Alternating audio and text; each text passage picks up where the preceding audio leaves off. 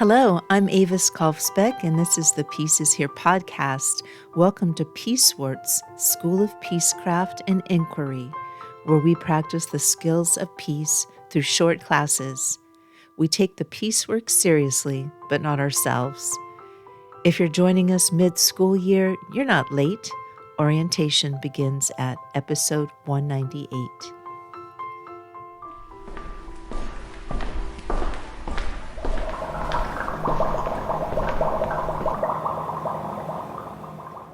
Welcome back to Peacewarts, Peace Scholars. This is Social Chemistry 101 in the lab.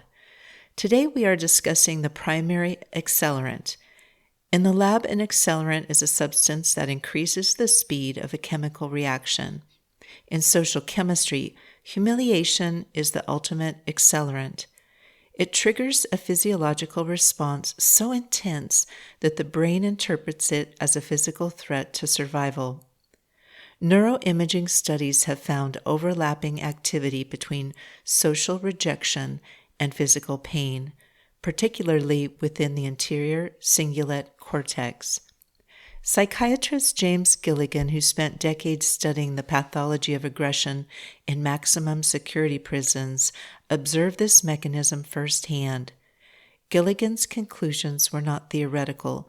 They were drawn from direct clinical interviews with men convicted of homicide, assault, and repeat violent offenses in U.S. prisons from the 1970s through the 1990s. I have yet to see a serious act of violence that was not provoked by the experience of feeling shamed and humiliated, disrespected, and ridiculed. James Gilligan. The entry, the violent shame link. We begin with the clinical data on the shame to violence bypass. Dr. Gilligan's research into violent offenders found that violence often functions as a desperate attempt to undo a perceived humiliation. When a person's sense of dignity is stripped away, the body reacts immediately. Adrenaline surges within seconds through the sympathetic nervous system, followed by a sustained spike in cortisol that saturates the brain. The brain perceives a loss of status as a loss of safety. Gilligan identified 3 recurring clinical preconditions: the experience of intense shame, the perception that no violent means exist to restore dignity, and the absence of internal emotional inhibitors like guilt or empathy that normally prevent harm. To cope with this internal collapse, the body performs a chemical flip. It converts the paralyzing weight of shame into the high-octane energy of rage. In the lab, we see that if you humiliate a subject, you're not just hurting their feelings, you're pouring fuel onto their fight response. Procedural justice research confirms this. In police-civilian encounters, studies by Tom Tyler and colleagues show that civilians are far more likely to comply when they experience perceived fairness and dignity, whereas disrespect or ridicule reliably triggers escalation. The history, the Abu Ghraib records, and the Versailles framing. We look to the military and historical record for the most dangerous applications of this accelerant. The 2004 Taguba report and subsequent military investigations into the Abu Ghraib prison abuse documented widespread sexualized and cultural humiliation. Prisoners were stripped, photographed, mocked, and forced into degrading poses specifically designed to destroy identity and status. The result was catastrophic. The humiliation produced long-term radicalization and retaliatory aggression that fueled conflict for a decade. Counterinsurgency analysts later identified Abu Ghraib as a significant recruitment accelerant for extremist groups. The records prove that humiliation-driven peace is a chemical impossibility. We see an even more complex pattern in the 1919 Treaty of Versailles. Article 231 assigned responsibility for loss and damage to Germany and her allies as a legal mechanism to calculate reparations. It was written as a dry technical clause. However, German politicians and post-war propagandists reframed Article 231 as the theKriegsschuldlüge, the war guilt lie, marketing it to the population as a deliberate, total moral indictment of the German people. This reveals a profound truth for peace scholars. Shame does not even have to be intentionally inflicted to detonate. It can be manufactured, marketed, and set alight. British Treasury Representative John Maynard Keynes warned at the time that the economic burdens of the treaty would destabilize Europe, but it was the manufactured shame, the narrative of national humiliation, that political extremists weaponized into a volatile, Valanchist call for revenge. The thesis, the integrity protocol. The lesson for today is that you can disagree with a person's actions without attacking their dignity. If you humiliate them, you lose the ability to negotiate with them. This is not a moral claim. It is a chemical constraint. To prevent the shame bypass, we use the following protocols. 1. Target the action, not the actor. Clinical language must isolate the behavior. Stating the policy was violated is a stable observation. Calling the person incompetent is an accelerant. Institutions that fail to make this distinction experience higher rates of grievance, retaliation, and attrition. 2. The procedural buffer. A procedural buffer is a neutral rule that keeps two conflicting people from attacking each other directly. Think of parliamentary debate, where opposing politicians are structurally required to address the neutral Speaker of the House in the third person rather than shouting across the floor. By removing direct eye-to-eye confrontation, this structure acts as a physical speed bump, stripping out personal insults, slowing down emotional reactions, and forcing both sides to address the actual issue instead of the person. 3.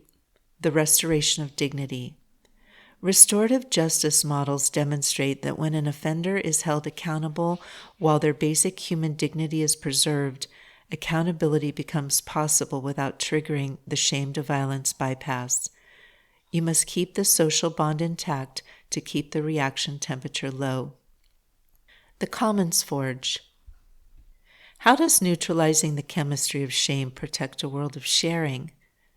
When public systems or community institutions rely on public humiliation and dignity degradation to enforce compliance, participants convert that shame into rage and sabotage. A civic commons built on humiliation inevitably explodes as disenfranchised members burn down shared infrastructure rather than protect it.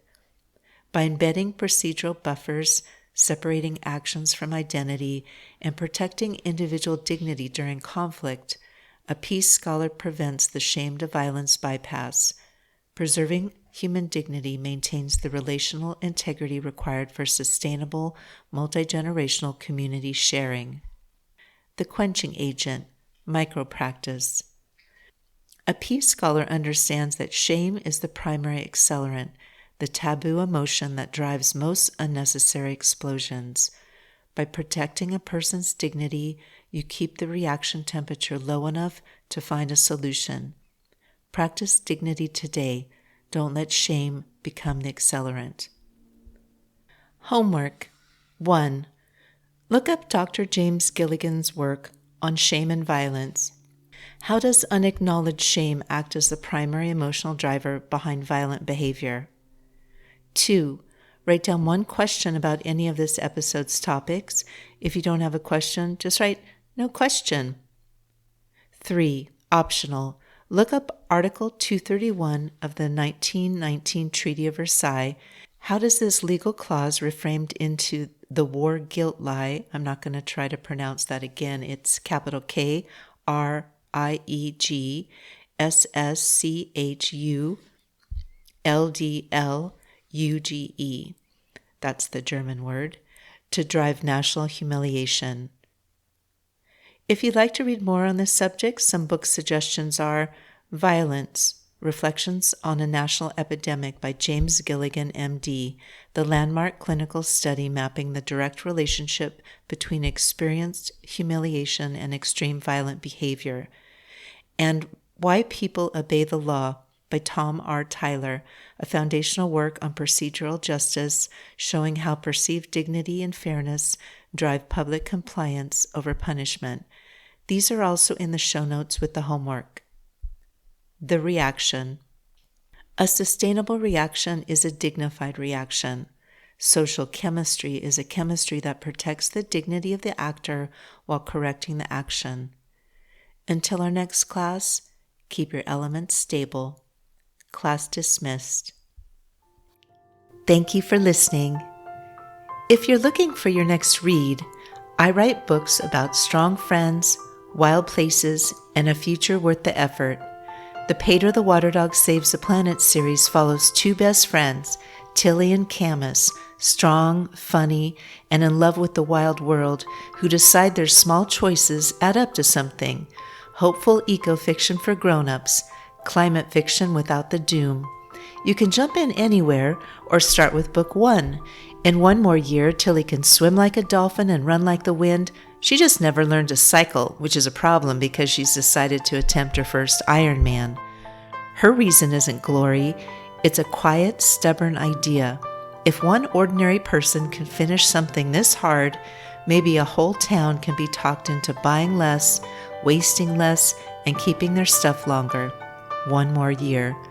To pull it off, Tilly leans on her best friend and coach Camus, tattooed, tequila-loving, and exactly the voice you'd want yelling at you from the shore, plus a gruff, retired cycling pro hiding out on a private island, a pack of maverick mountain bikers, a salty old pirate named Ike, and Pedro, her devoted water dog. Together they train, scheme, fall a little in love, and slowly realize their northwest lake town of Sandglass is facing a threat bigger than any race. My books are available wherever books are sold, including at avaskolfsbeck.com. Podcast music is by Javier Pequi Rodriguez, and the track is I Am Late, Madame Curie. Sound effects are from Pixabay. Regarding peace, we need not delay or despair. We are not late.